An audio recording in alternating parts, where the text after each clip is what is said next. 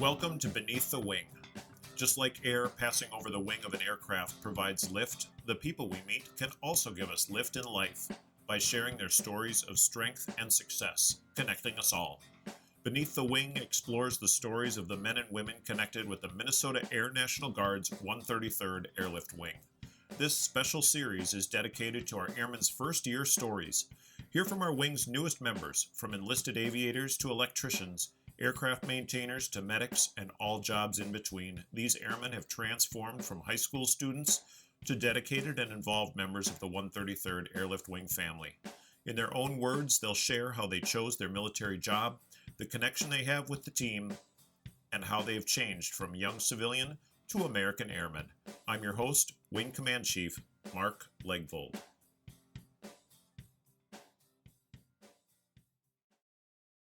Thanks for joining me on this edition of Beneath the Wing First Year Stories. I'm talking with Airman First Class Logan Monshaugen.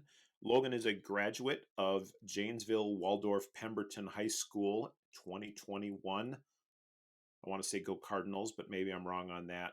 Bulldogs. Bulldogs, thank you. And he is currently a client systems apprentice with our communications flight.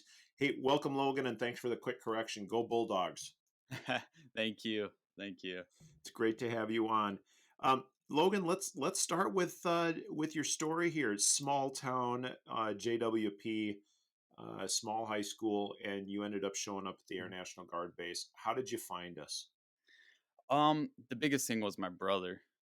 He joined it, and he was kind of my mentor, guide. He got me to a recruiter, and he kind of just led me the way. And I just saw the benefits he got, and I wasn't sure what to do after high school, so I wanted to go in that direction. So yeah, he was the biggest part of that. And what does your brother do for the Air Force, Air National Guard? He's in maintenance. He's engines guy, so completely different jobs, but same base, and he's full time. So he works on those the big jet engines that keep our C-130s going up and coming down Yep. safely all the time. Yep, he Awesome. does. You're right, Logan. That is a completely different job. You client systems apprentice. That's a fancy term. What is it you say you do here? What's your job? Simply just IT troubleshooting any problems with computers. I don't do it personally, but we also have guys who work on the networks. But my job specifically is working and troubleshooting just basic computer problems, if it's hardware or software. So you get to take calls from Yep. people in their 40s and 50s who don't know how to access a word processing document on their computer. That is the main part, but that's why we're here to help out, make sure One of things go smoothly. one of the questions I've always asked is, how do you keep from laughing when people like us call you? Oh, it's simple. We laughed after the call.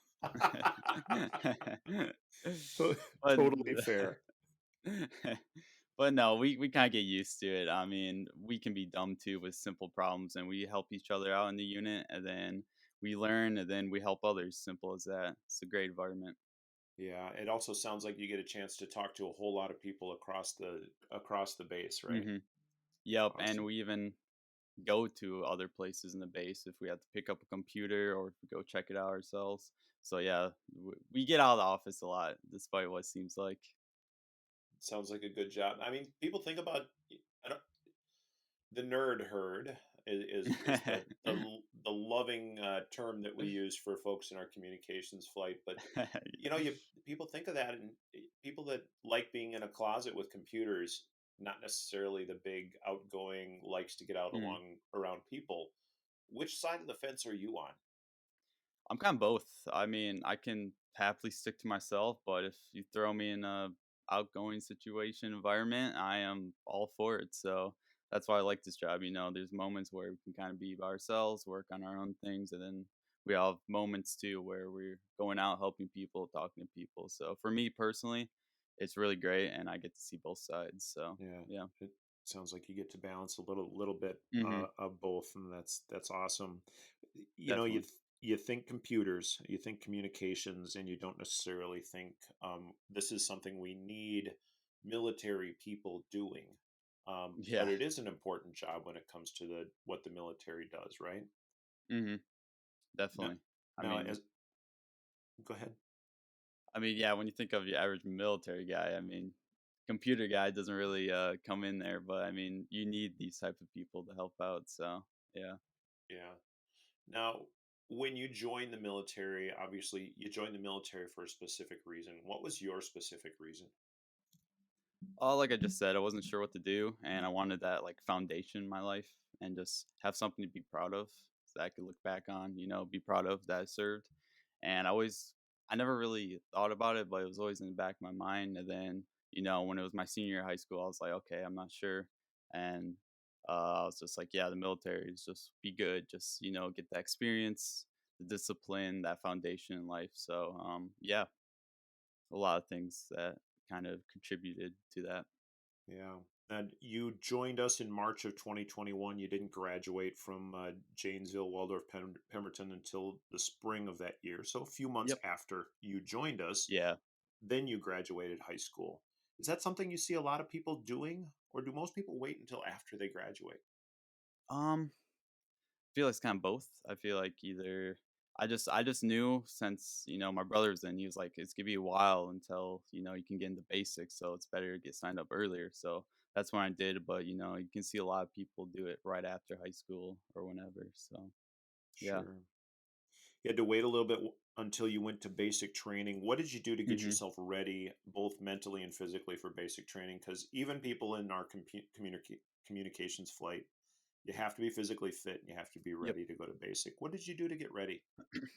Oh, simple. Just worked out, worked on my cardio a lot. I love to run, so that was easy for me. But just making sure I could pass those standards, which is push-ups, sit-ups, and that was one less stress I had to worry about when I got in basic because I knew that I could pass those standards with it was running, push-ups, sit-ups. So that was one less stress, and I focus on that a lot. So that was the biggest thing.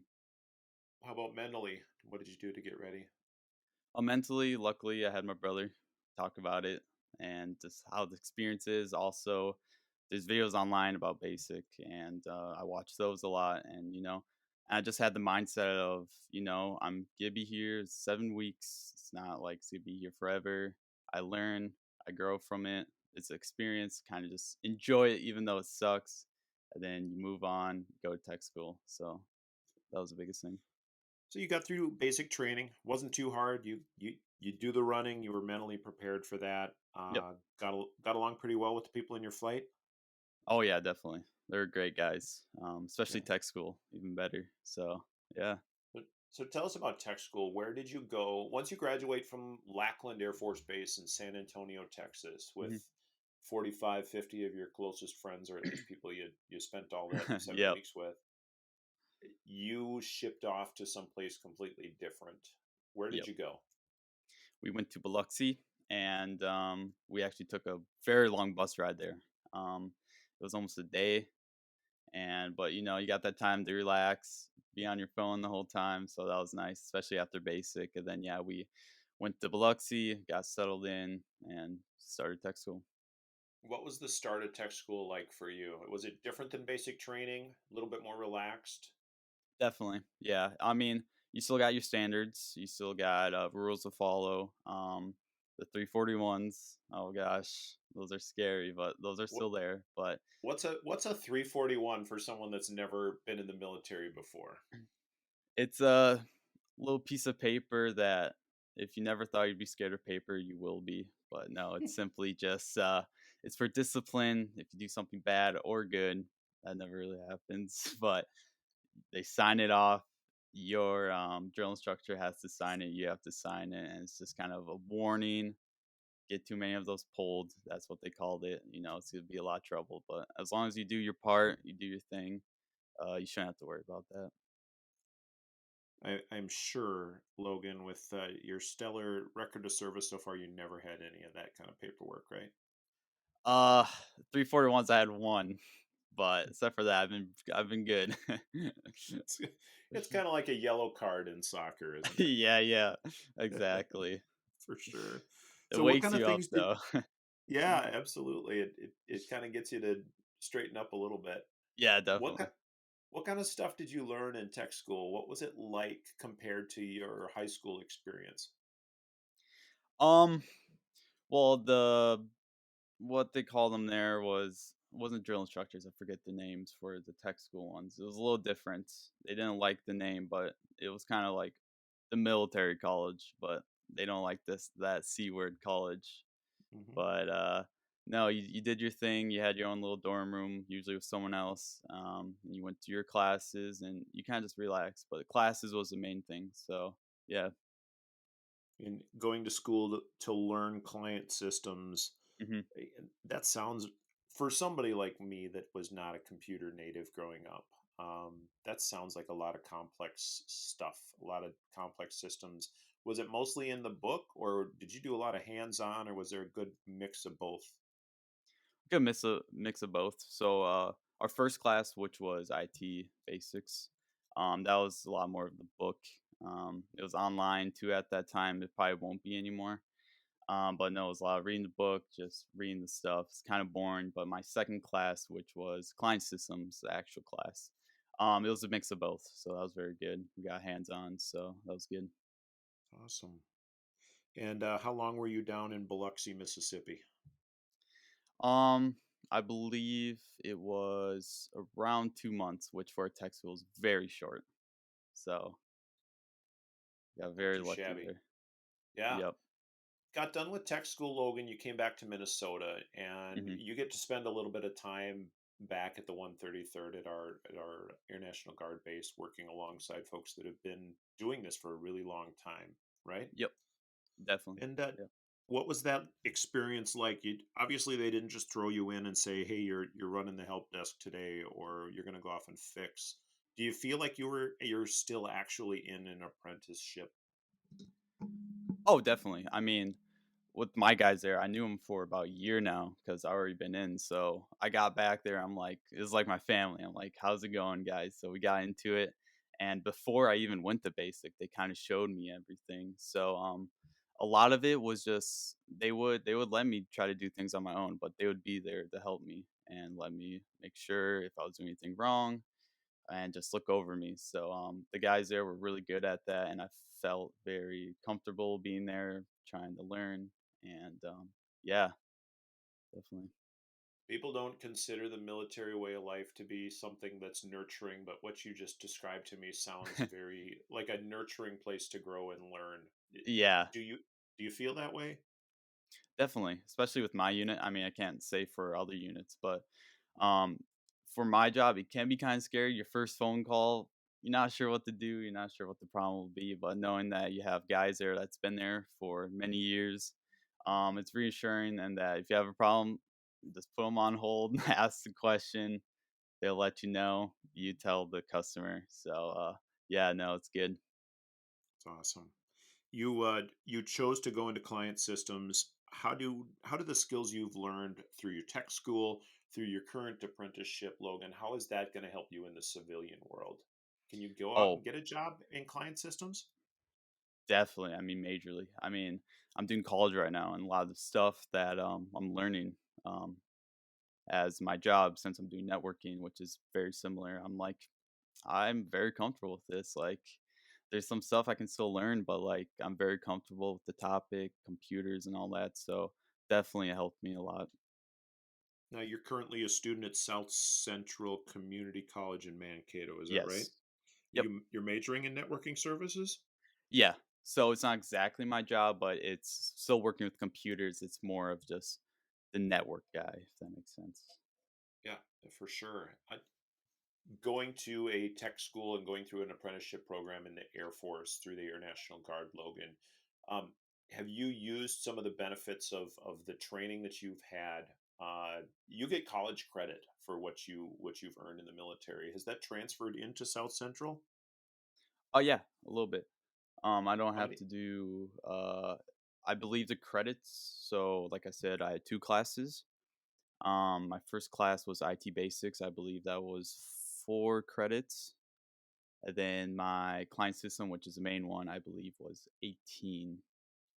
And yeah, that's definitely helped a lot. And then you also get a security plus certificate, which looks very nice on your resume, but it's just basically saying that you know how to work with networks and I forget the exact details, but it just looks very good on your resume. Let's just say that. For sure. It sounds like you got about a semester and a half of college paid for, and you were paid for taking it through the Air Guard, and then Hmm. that Security Plus cert. You're absolutely right. They paid you to get that, didn't they? Yes. Yep. They even paid for that too. So that's awesome. That, that is pretty darn good. So we're rolling into a drill weekend, and Logan, you've been with us for a little while now. Understandably, you enjoy coming out to base. What's the thing that you most look forward to on the normal drill weekend?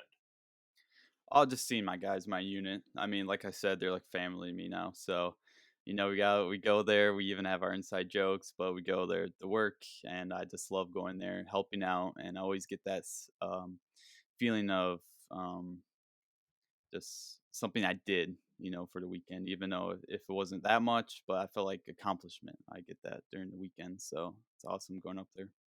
Yeah, that's great.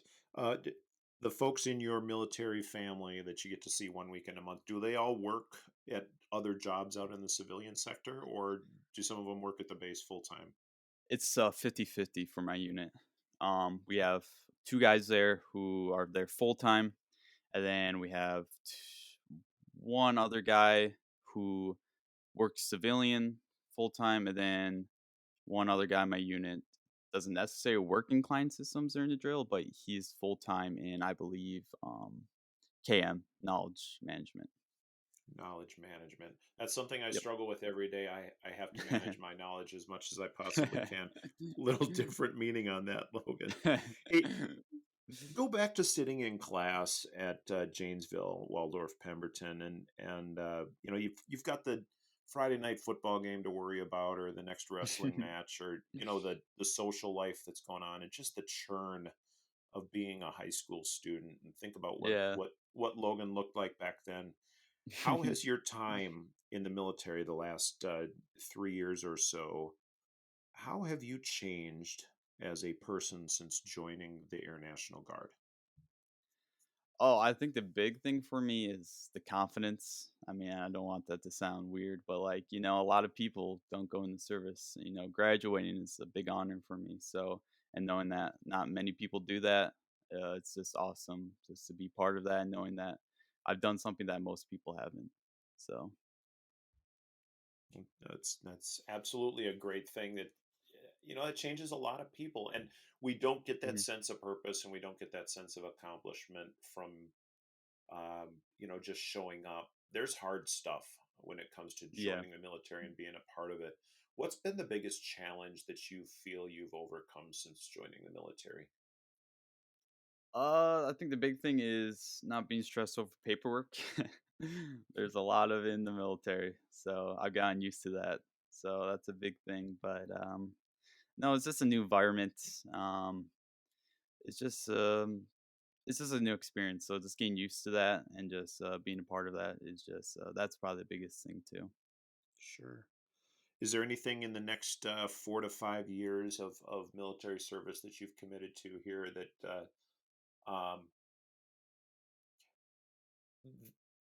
that you're looking forward to? And then on top of that, with everything that we look forward to, is there anything that gives you a little bit of anxiousness for the next 4 years or so? Um, anxiousness. I don't really have too many of those I could think about. I mean, a lot of it is just this those like I said, that feeling of accomplishments and just keeping going, just improving myself, becoming a better person, and just doing my job, learning more is just what I'm really looking forward to in my service. Yeah. I asked you to think about what Logan looked like in high school and compare that Logan to this Logan. What's the Logan in 4 years going to look like? uh Hopefully just it's more even more comfortable with the military, who he is himself and his job, and just not being afraid to just go out and try his thing, just do it. Yeah. We do get to travel as a part of the job. Are you? do you have any military travels on the horizon for you? And since you've gotten back from tech school, have you had the opportunity to go anywhere with your brothers and sisters in communication flight? I have not yet. They have gone on many deployments, though. I think the most recent one was that was kind of far away was Japan. But except for that, I'm not sure.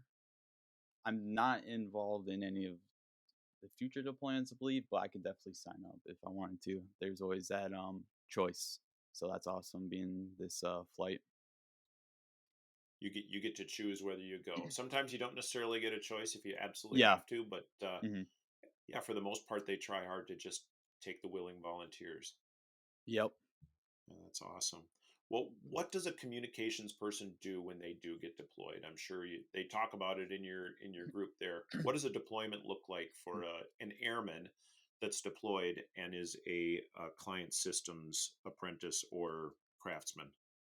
So what I've heard from the stories since I haven't been on one myself personally, a lot of it is our job, but you also can help out with other things. I mean, I've heard a couple of my guys in my unit talk about how they help construct something, and that was able to help the mission there, and just do other things. Just if you're needed, you're able to do it over there, and you can do it regardless if it's even your job sometimes. So that's kind of cool, though.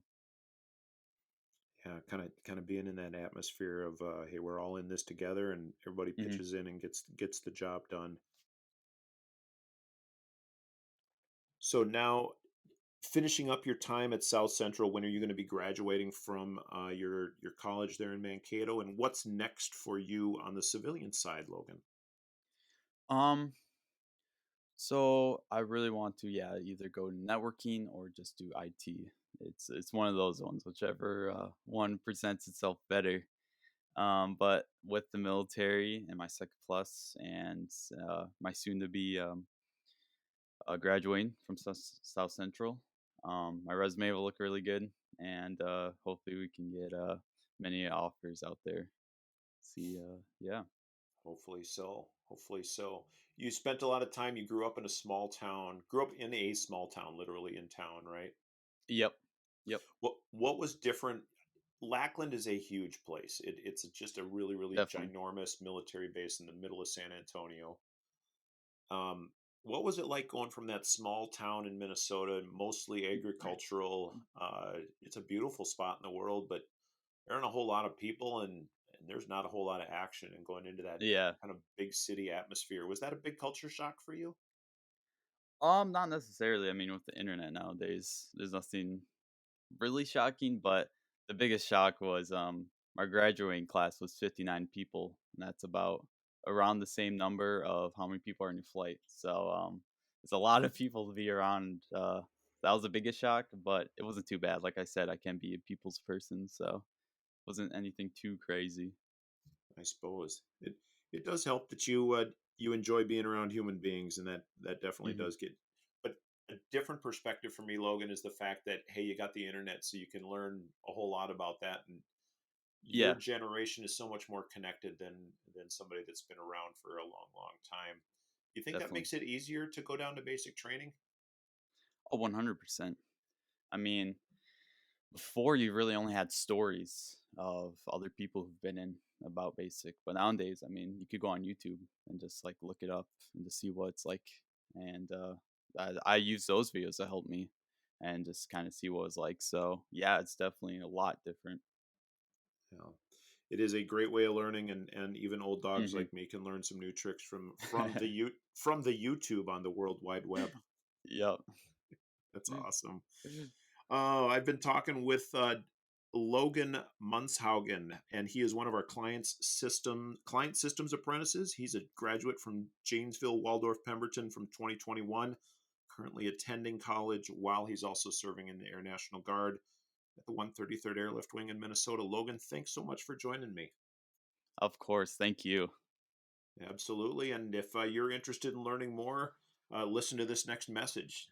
Thanks for joining me on Beneath the Wing First Year Stories. As always, thanks for joining me on Beneath the Wing. where those connected with the 133rd Airlift Wing, Minnesota Air National Guard share their stories of strength and success. We will be releasing a new first-year story each Tuesday and Thursday throughout the month of February, March, and April. If you think you are someone whose story could be a part of our Wings family here in Minnesota and are seeking direction for your next step in life, or you know someone who is, please explore our opportunities at 133aw.ang.af.mil and share these podcasts. If you're outside our local area but are still interested in serving in the Air National Guard in your state or territory, goang.com will get you started. That's goang.com. As always, I'd like to thank our public affairs section, especially Amy Lovegren, for her post-production and release work. I've been your host, Wing Command Chief Master Sergeant Mark Legvold.